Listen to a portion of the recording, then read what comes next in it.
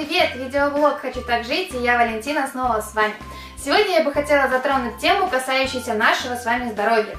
Итак, наша семья уже год как отказалась от химических медикаментов. То есть мы совершенно отказались от применения таблеток. И пользуемся мы, лечимся мы, если мы болеем, а мы стараемся не болеть, только народными средствами. Или еще можно сказать только тем, что дала нам матушка природа. А дала нам она очень много, и сегодня я бы хотела вам раскрыть небольшие секреты нашего домашнего лечения. И так как сложилось, что наш ребенок заболел и у него появился очень сильный кашель, я решила поделиться с вами народным методом лечения кашля. Я хочу рассказать вам о микстуре, которая буквально в первые часы очень хорошо и быстро поможет избавиться от сильнейшего кашля. Эта микстура помогает не только от ОРЗ, ОРВИ, то есть кашля, связанного с появлением простуды, но также она поможет вылечить и кашель, связанный с бронхитом, ларингитом и остальными болезнями горла. Итак, сейчас я расскажу вам, что же это за чудо-средство. Итак, для приготовления домашней микстуры от кашля нам с вами потребуется стакан кипяченого горячего молока, далее нам потребуется столовая ложка сливочного масла, столовая ложка натурального меда, 1 яичный желток и щепотка примерно 1/4 чайной ложки соды. Вот и все, вот это вот наше чудо-средство.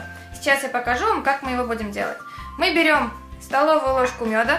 Почему наше молоко должно быть не температуры кипения? Так это потому, что, думаю, многие знают, что мед теряет свои полезные свойства, если его положить в жидкость, доведенную до температуры кипения. Выкладываем мед.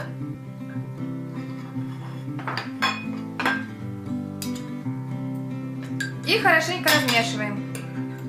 Сюда же добавляем столовую ложку масла сливочного.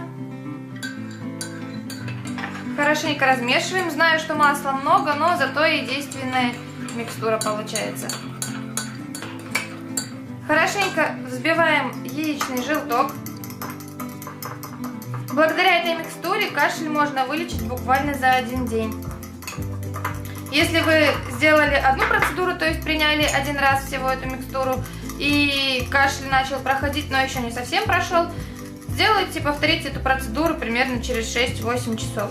Ну, можно утром и вечером, как раз так и получится. Вливаем наш яичный желток в нашу микстуру и хорошенько все перемешиваем.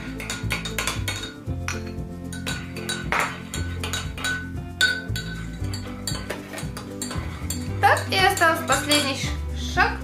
Это добавить щепотку соды.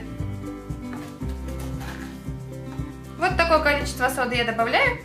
Примерно 1/4 чайной ложки.